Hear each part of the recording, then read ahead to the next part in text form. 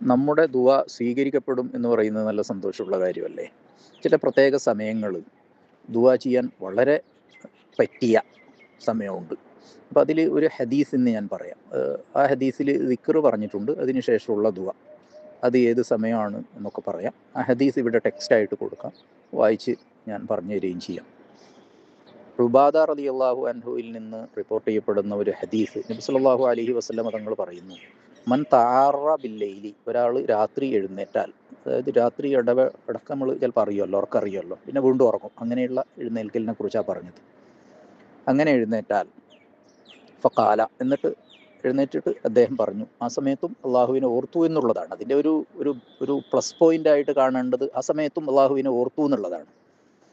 ലാ ഇലാഹ ഇല്ലല്ലാഹ് വഹ്ദഹു ലാ ശരീക ലഹു ലഹുൽ മുൽക്കു വലഹുൽ ഹംദു വഹുവ അലാ കുല്ലി ഷൈഇൻ ഖദീർ അൽഹംദുലില്ലാഹ് വസുബ്ഹാനല്ലാഹ് വലാ ഇലാഹ ഇല്ലല്ലാഹ് വല്ലാഹു അക്ബർ വലാ ഹൗല വലാ ഖുവത ഇല്ലാ ബില്ലാഹ്. ഇങ്ങനെയാണ് പറയേണ്ടത്. പറഞ്ഞിട്ട് പിന്നെ ദുആ ചെയ്തു, അല്ലാഹുമ്മ ഗഫിർലി എന്ന് ദുആ ചെയ്തു. ഹദീസിലുള്ളത് അങ്ങനെയാണ്. സുമ്മ ഖാല, പിന്നെ അയാൾ പറഞ്ഞു, അല്ലാഹുമ്മ ഗഫിർലി എന്ന് പറഞ്ഞു, അല്ലാഹുവേ എനിക്ക് പുറത്തു തരണമേ എന്ന് പറഞ്ഞു. ഔ ദഅ, അല്ലെങ്കിൽ വേറെ എന്തെങ്കിലും ദുആ ചെയ്തു. ആ ദുആ ഇപ്പോൾ നമ്മൾ മലയാളികളെ സംബന്ധിച്ചിടത്തോളം മലയാളത്തിലാവാം.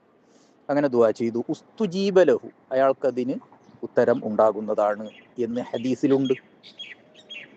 ഫൈൻ തവല്ലഅ വസല്ല, ആ സമയത്ത് അദ്ദേഹം ഒളു എടുത്ത് നിസ്കരിച്ചു എന്നൊക്കെ വെച്ചോ, ഉബിലത്ത് സ്വലാത്തുഹു, അദ്ദേഹത്തിന്റെ നിസ്കാരം സ്വീകരിക്കപ്പെടുകയും ചെയ്യും. അത് വേറെ, നിസ്കാരം വേറെ, ദുആ വേറെ. ദുആ സ്വീകരിക്കപ്പെടണമെങ്കിൽ നിസ്കരിച്ചു കൊള്ളണമെന്നില്ല. ആ സമയത്ത് നിസ്കരിച്ചാൽ നിസ്കാരം സ്വീകരിക്കപ്പെടുന്ന, ദുആ ചെയ്താൽ ദുആ സ്വീകരിക്കപ്പെടുന്ന ഒരു പ്രത്യേക സമയമാണത് എന്ന്. രാത്രി നിങ്ങൾ അറിഞ്ഞിട്ടുണ്ടെങ്കിൽ അതിന് അതിൻ്റെതായ കാരണങ്ങൾ ഉണ്ടാകും. ഹിക്മത്ത് റബ്ബാനിയ എന്ന് പറഞ്ഞാൽ ഒരു ഇലാഹിയായിട്ടുള്ള ഒരു ജ്ഞാനം അതിൻ്റെ പിന്നിലുണ്ടാകും എന്ന്. അപ്പോൾ അത് നമ്മൾ അറിഞ്ഞുകൊള്ളണമെന്നില്ലല്ലോ. അപ്പോൾ ഒന്നും വെറുതെ സംഭവിക്കുന്നില്ല, ഒരു ഇല പോലും വെറുതെ അനങ്ങുന്നില്ല എന്നൊക്കെ പറയുന്നത് വലിയ സത്യമാണ്. അതിനോട് ചേർത്ത് വായിക്കുമ്പോൾ അങ്ങനെ അറിഞ്ഞാൽ അതിന് എന്തെങ്കിലും കാരണം ഉണ്ടാകും. അപ്പോൾ ആ കാരണം ഉപയോഗപ്പെടുത്തിയിട്ട് ഇങ്ങനെ ചെയ്തു കഴിഞ്ഞാൽ അദ്ദേഹം ആ സമയത്തും അള്ളാഹുവിനെ ഓർക്കാൻ സന്മനസ് കാണിച്ചു എന്ന് നമുക്ക് പറയാം. നല്ലൊരു സമയമാണല്ലോ അത്. ഏത് സമയത്തും അള്ളാഹുവിനെ കുറിച്ചുള്ള ചിന്തയും ഇലാഹിയായിട്ടുള്ള ചിന്ത, ദിക്ർ എന്ന് പറഞ്ഞാൽ തന്നെ സ്മരണ എന്നല്ല വരുന്നത്. അപ്പം ആ ദിക്ർ പറയാനൊക്കെ അവസരം കണ്ടെത്തുക, എന്നിട്ട് ദുആ ചെയ്യുക എന്നൊക്കെ പറയുമ്പോൾ ഇലാഹിയായ തത്വങ്ങളോട്, ദീനിയായ കാര്യങ്ങളോട് കൂടുതൽ ചേർന്ന് നിൽക്കാൻ സന്മനസ് കാണിക്കുന്നു എന്ന് തന്നെയാണ് അതിൻ്റെ അർത്ഥം. അപ്പം അതിന് വലിയ പാരിതോഷികം.